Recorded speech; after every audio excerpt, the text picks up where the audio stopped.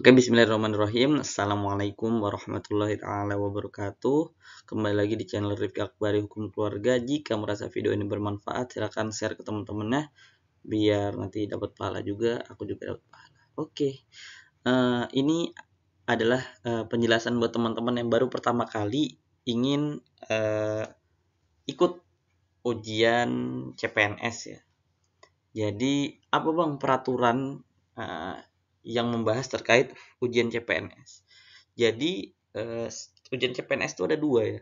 Pertama itu seleksi kompetensi dasar dan seleksi kompetensi bidang. Biasanya seleksi kompetensi bidang ini diserahkan kepada instansi-instansi terkait karena mereka yang menguji kemampuan mereka apakah layak untuk bergabung terhadap instansinya. Kalau ini umum, nanti ada seleksi kompetensi dasar. Buat apa sih seleksi kompetensi dasar ini? Biar bisa mengetahui bagaimana kepribadian calon ini, penalarannya dalam berpikir, terus bagaimana jiwa-jiwa nasionalismenya ini. Terus buat apa Bang dibahas ini nih, buat apa sih? Biar kalian tuh bisa memprediksi kira-kira soal ini keluarnya itu materinya apa aja gitu loh. Maka penting membaca peraturan ini sampai sedikit-sedikit ku jelaskan dari pengalaman pribadiku. Biar apa? Biar kalian itu nggak bingung. Misalkan TIU itu hitung-hitungan. Apa aja sih yang perlu dipelajarin? Hitung-hitungannya terkait apa aja sih? Kan hitung-hitungan banyak nih. Nah, jadi kalian lebih mengkerucutkan sehingga belajar kalian itu nggak cuman banyak, tetapi efektif. Oke ya? Jadi ini adalah keputusan Menteri Pendayagunaan Aparatur Negara dan Reformasi Birokrasi Republik Indonesia nomor 651 tahun 2023 tentang nilai ambang batas seleksi kompetensi dasar. Maksudnya nilai ambang batas kayak gimana, Bang? Jadi kalian itu kan di ranking nanti. Nah, misalkan nilai kalian tinggi, nanti aku jelaskan ya sambil kita membahas slide demi slide. Oke. Slide yang pertama. Di sini ya, seleksi kompetensi dasar SKD Pengadaan Pegawai Negeri Sipil tahun anggaran 2023. Nanti tahapannya itu ada 3 tesnya itu ya. TWK, tes wawasan kebangsaan, tes intelijensia umum, dan TKP. Sedikit kasih gambaran. TWK ini apa sih? Ya nanti ngebahas tentang undang-undang dasar, nasionalisme gitu ya, sejarah-sejarah. Nah, terus yang tes intelijensia umum ya bagaimana nanti kalian deret aritmatika, hitung-hitungan, walaupun nanti di slide-slide berikutnya ini ada pembahasannya lebih dalam. Dan tes karakteristik pribadi ini TKP ini gimana sih kalian kalau mengalami sesuatu gitu loh. Bagaimana sikap kalian, layakkah kalian menjadi pelayan masyarakat Indonesia gitu kan. Nah, di sini nanti dari pertanyaan-pertanyaan ini maka nanti bisa terbacalah orang itu bagaimana sifatnya. Jadi gitu ya. Jadi dalam soal SKD ada 3 materi besar. Pertama TWK, tes intelijensia umum, terus TKP. Nah, ini kode buat kalian nulis nanti di YouTube. Misalkan belajar TWK, belajar TIU, belajar TKP. Nah, ini harus kalian dalami ini ya. Jadi kalian udah tahu singkatannya masing-masing. Terus, eh, karena kalian tahu 3 ini, kalian juga bisa nanti bikin jadwal. Misalkan hari ini Senin aku belajar TWK, hari Rabu aku belajar TIU, hari Jumat aku belajar TKP, di hari Sabtu dan Minggu aku belajar ngerjain soal yang ada tiga-tiganya. Jadi belajar kalian itu terarah, terkonsep, nggak asal-asalan. Oke, selanjutnya. Nah, TWK ini bertujuan untuk menilai penguasaan pengetahuan dan kemampuan mengimplementasikan. Pertama, nasionalisme dengan tujuan mampu mewujudkan kepentingan nasional melalui cita-cita dan tujuannya sama dengan tetap mempertahankan identitas nasional. 2, integritas. 3, bela negara. 4, pilar negara. Ada pemahaman pengamalan nilai-nilai dalam Pancasila, Undang-Undang Dasar. 5, bahasa negara dengan tujuan mampu menggunakan bahasa Indonesia sebagai bahasa persatuan yang sangat penting kedudukannya. Oke, ini aku bahas nih. Pertama di sini kan ada nasionalisme. Nanti kalau ada soal-soal yang keluar, nah kamu pilih yang benar-benar nasionalisme gitu. Misalkan kalian keluarga sakit, tapi kalian harus ikut upacara karena kalian petugas upacara. Apa yang harus kalian utamakan? Jawabannya ikut upacara. Kenapa? Itu menunjukkan nasionalisme kalian tinggi gitu loh. Ya, ini penting dari nasionalisme nih. Selanjutnya integritas. Nah, jadi untuk apa sih kalian belajar ini? Jadi kita harus tahu, oh nanti ada materi kejujuran, ketangguhan, komitmen, konsistensi. Nah, jadi integritas itu seperti apa? Nanti pasti ada soal-soal yang menguji tentang kejujuran. Nasionalisme, integritas. Baru ada bela negara. Nah, nanti ada pilihan. Kalau kemarin 2021 itu pemahaman-pemahaman semua, hampir jawabannya itu mirip. A, B, C, D, E itu mirip gitu. Terus karena mirip, kalian harus, oh ini cari yang kita tuh berperan aktif dalam mempertahankan eksistensi bangsa dan negara. Contoh pertanyaannya, misalkan ada perang, siapa aja yang wajib untuk ikut dalam berperang? Apakah TNI Polri? Apakah pemerintah saja? Apakah seluruh warga negara? Apakah kita juga harus ikut? Kita juga harus ikut. Nah, pilih gitu kan. Karena kita harus bela negara. Nah, ini penting nih. Walaupun tentara biasanya gitu kan, tapi karena soalnya ingin membangun persepsi kita harus berani membela negara, maka pilih yang jawabannya kita yang harus bela negara. Terus pilar negara. Sini ya.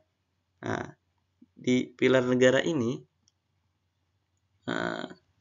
ada di sini mampu membentuk karakter positif melalui pemahaman dan pengalaman nilai-nilai dalam Pancasila. Nanti ini penting banget. Nanti ada nilai-nilai pemahaman dan pengamalan nilai-nilai dalam Pancasila. Itu kalian searching ya. Maksudnya di searching itu ada nanti materinya ini. Nah, materi apa? Ya nilai-nilai dalam Pancasila ini. Nanti kalian hafalin butir-butirnya itu. Nanti pertanyaannya nggak jauh dari situ kalau kemarin. Dan bahasa negara. Oke.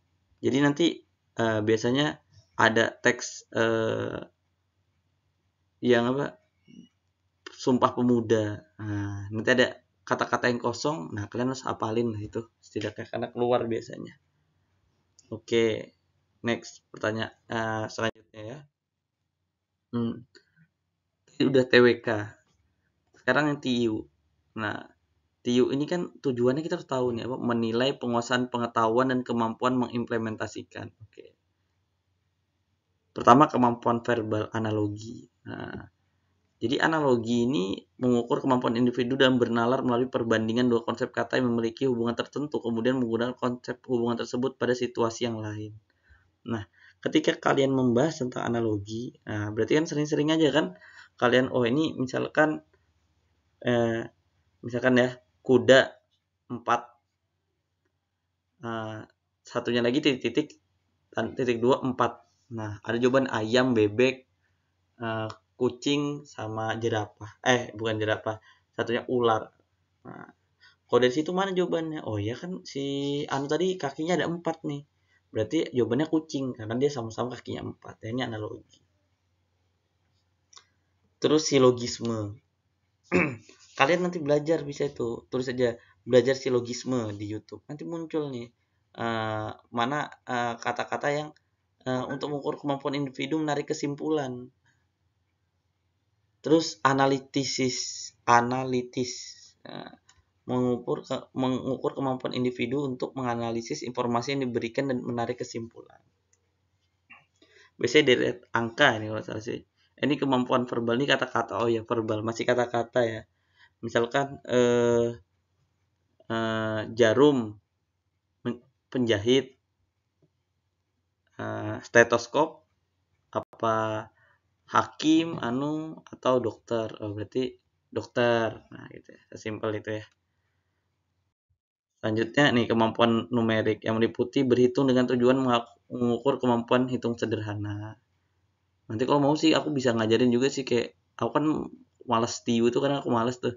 Jadi ada kayak cara cepatnya itu loh. Nggak perlu dihitung semua bisa tahu jawabannya. Kalau ada yang berminat silakan di komen ya. Biar nanti aku buat video-videonya. Terus deret angka. Deret angka ini kayak gimana sih Bang deret angka ini? Nah, misalkan yang berhitung dulu ya. Misalkan ada 2/3 ditambah 1/4 berapa? Nah, ini kalau yang berhitung. Kalau yang deret angka ini 2, 6, 10. Nah, selanjutnya berapa? Terus perbandingan kuantitatif. Misalkan nih, jika 6 pekerja dapat menyelesaikan dalam waktu 2 hari, maka 12 pekerja mampu menyelesaikan dalam berapa hari. Oke. Terus soal cerita dengan tujuan mengukur kemampuan individu untuk melakukan analisis kuantitatif dan informasi yang diberikan nih. Misalkan Budi dari kota X ke kota Y menempuh waktu 2 jam. Nah, dengan kecepatan rata-rata 100 kilometer per jam. Nah, berapa jarak kota X ke kota Y? Nah, kayak gitu ya. Oke. Selanjutnya kemampuan figural. Ini ada gambar. Biasanya gambar itu misalkan kotak gitu. Nanti diputar-putar dibalik-balik. Mana yang cocok untuk pola yang berikutnya. Terus ketidaksamaan dengan tujuan mengukur kemampuan individu untuk melihat perbedaan beberapa gambar.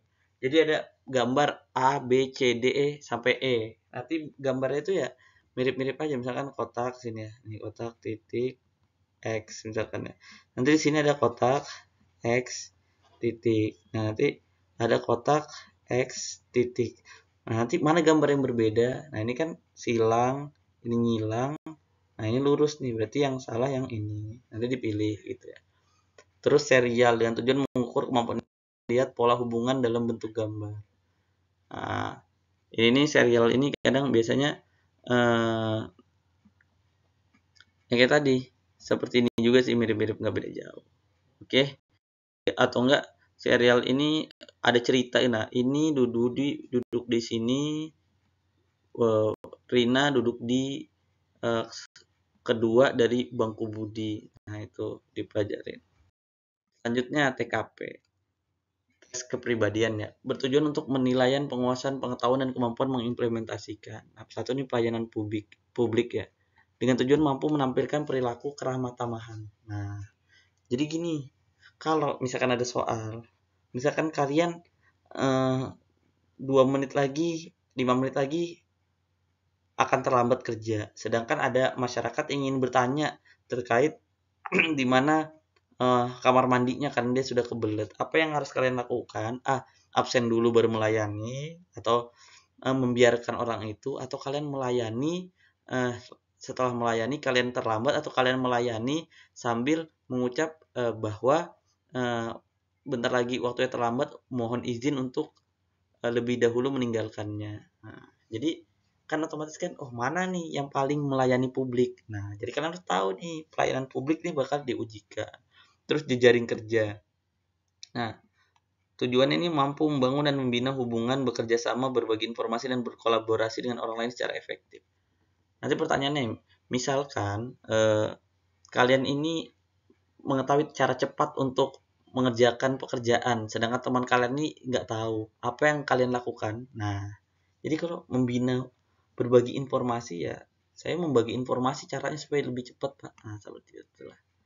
Ini sosial budaya, nih mampu beradaptasi dan bekerja sama secara efektif. Misalkan si Budi orang Padang, apakah dia terlihat pelit? Enggak lah. Jadi jangan sampai kalian tuh bilang Padang pelit, Banjar pelit, nggak boleh kayak gitu.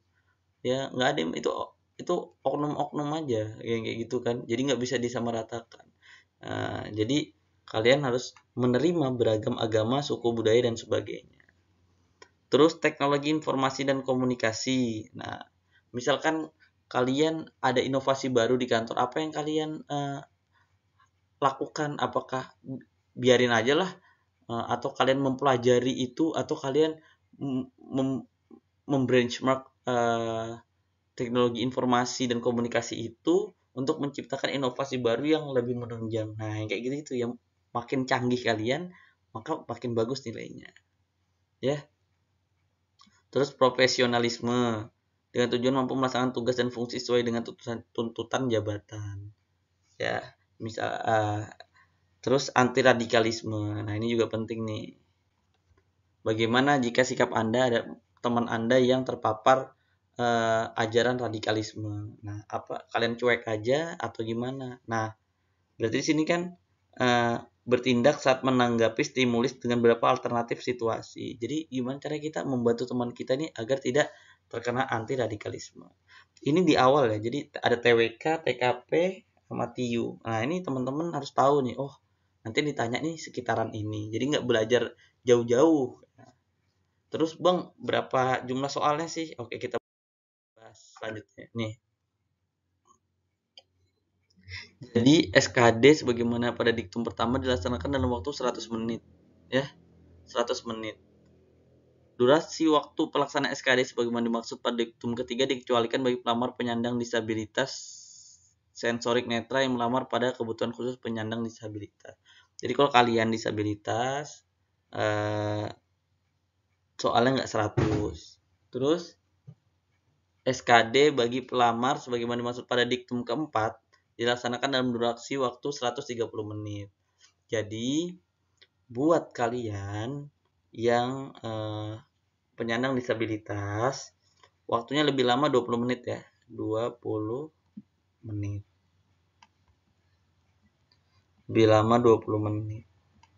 Nah, terus keenam, jumlah soal keseluruhan SKD sebagaimana dimaksud pada diktum pertama adalah 110 soal. Dengan rincian TWK terdiri dari 30 soal, TIU terdiri dari 35 soal, TKP terdiri dari 45 butir soal. Nah, di sini kita bisa lihat nih waktunya 100 menit. Terus soalnya ada 110 menit. Jadi satu soal itu harus kurang dari semenit. Ya, harus kurang dari semenit. Nah, otomatis kan soalnya ini nggak mungkin yang mendukung kita ini untuk benar-benar mencakar gitu, berpikir keras kan, nggak juga. Jadi pasti ada cara cepatnya. Nah, cara cepatnya nanti belajarlah di channel YouTube lain ya. Nah, kalau kalian mau biar cara cepat menghitung TIU gitu ya. Jadi nggak perlu kalian kerjakan sampai dapat poinnya benar-benar di akhir, enggak. Kadang cuma ngelihat angka belakangnya kita udah bisa tahu jawabannya ya. Oke. Selanjutnya ketujuh, pembobotan nilai untuk materi soal SKD sebagaimana disebut pada diktum pertama, yaitu untuk materi soal TIU dan TWK, bobot jawaban benar ada bernilai 5 ya. Bernilai 5 dan salah atau tidak menjawab bernilai 0. Nah, jadi saranku kalian karena di sini 0, jawab aja dulu. Jangan diloncat lengkap-lengkapin, jawab aja dulu gitu ya. Ya 5. Untuk materi soal TKP, bobot jawaban benar bernilai paling rendah 1 dan paling tinggi 5. Tidak menjawab 0. Jadi gini, di TKP kepribadian tadi kan soalnya sama-sama aja ya. Mirip-mirip aja. Jadi kalau mirip-mirip aja, kalian pilih yang paling terbaik lah. Kalau ada yang bilang kalian yang mendekati malaikat lah. Nah, tapi kan kalian tadi sudah tahu kan, oh nggak jauh-jauh dari profesionalisme, nggak jauh-jauh dari apa tadi, anti radikalisme. Cari jawaban-jawaban yang memang diinginkan oleh tadi Kemenpan RB tadi ya. Terus nilai kumulatif paling tinggi untuk SKD 550. Nah, jadi 150 berarti kan tadi 30 soal ini ya. Baru 175. Berarti ini ada berapa soal nih? Kalau tambah 25 5, ada 35 soal. Nah, sisanya di TKP. Jadi nilai maksimal kalian ya 150, 175 dan 225. Dimaksimalkan seperti di C ini. Karena nggak ada apa paling rendah jawabannya itu 1 kalau kalian pilih, bukan 0. Bukan 0 ya. Selanjutnya, nilai SKD yang diperoleh peserta seleksi pengadaan PNS tahun anggaran 2003 berlaku sampai dengan seleksi pengadaan PNS satu periode berikutnya. Jadi, misalkan kalian ujian di 2023 nih, dapat nilai 400. Kalian nanti misalkan ada pembukaan di tahun 2024 bisa dipakai lagi nilai ini ya. Oke. Selanjutnya, dalam hal peserta seleksi pengadaan pegawai negeri sipil yang mengikuti seleksi pada periode berikutnya, maka nilai SKD pada periode sebelumnya dinyatakan tidak berlaku. Oh, dalam hal peserta seleksi. Oh, ini. Misalkan aku tetap mau ikut deh. Pada tahun 2024 ini aku mau ikut. Nah, maka ini otomatis hangus. Kalau kalian dapat nilai lebih bagus daripada ini ya alhamdulillah, tapi kalau dapat 320 misalnya gitu. Yang diambil 320. Nah, terus nilai ambang batas SKD adalah nilai minimal yang harus dipenuhi oleh setiap peserta. Nah, penetapan nilai ambang batas sebagaimana dimaksud pada diktum ke-11 yaitu 65. Nanti kan 150 tadi di sini ya. Paling tinggi dari ini 175. Yang ini 225. Nah, nilainya itu misalkan kalian ini dapat nilai 175, yang ini dapat kalian 225, tapi yang di sini nilai kalian 40, kalian nggak lulus karena nggak mencapai nilai ambang batas. Jadi nilai kalian 70, 80, 167, nah, ini kalian lulus, maksudnya bukan lulus, masuk ke nilai ambang batas. Nah, jadi benar-benar diperhatikan. Menurutku kalau bebannya anak hukum tuh di B, nah untuk TIU nih, karena malas hitung-hitungan ya. Jadi 65, 80 dan 166. Selanjutnya yang ke-13. Sebagaimana dimaksud diktum ke-12 dikecualikan bagi peserta yang mendaftar pada penetapan kebutuhan khusus. Nih, misalkan itu formasi umum tadi.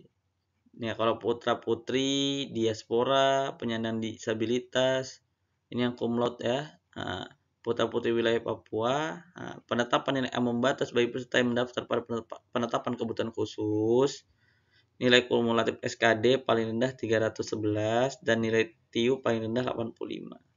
Tadi kan ada ya batasnya tadi 60 di TWK. Nggak berlaku kalau kalian di Kamlot, diaspora, disabilitas, putra-putri wilayah Papua. Cuman misalkan kalian nilainya di sini 30 misalkan ya. Di sini 150, terus 100, di sini 85. 70 lah. Nah, ditambah kan nilainya cuma 250 ya. Nggak nyampe 311. Walaupun dia nggak ada ambang batasnya, tetap kalian nggak lulus karena nilai 250 ini lebih kecil dibandingkan 311, nilai kumulatif digabungkan, maka nggak lulus. Terus nilai TIU paling rendah 85. Kalau kalian yang masih hitung-hitungan ya susah kalau ambil kumulatif. Saranku sih ambil formasi umum aja. Terus penetapan nilai ambang batas bagi peserta yang mendaftar pada penetapan kebutuhan khusus diaspora sebagaimana dimaksud pada diktum ke-13 yaitu nilai kumulatif paling rendah 311, 85. Oke, sama aja ya. Penilaian nilai ambang batas bagi peserta yang mendaftar pada penetapan kebutuhan khusus penyandang disabilitas sebagaimana dimaksud dalam diktum ke-13 yaitu nilai kumulatif SKD paling rendah 286, TIU paling rendah 60. Oh, ini agak lebih dipermudah ya biar lulusnya. 286 dan 60. Yang terakhir ke-17, penetapan nilai ambang batas bagi peserta yang mendaftar pada penetapan kebutuhan khusus Papua paling rendah nilainya 280.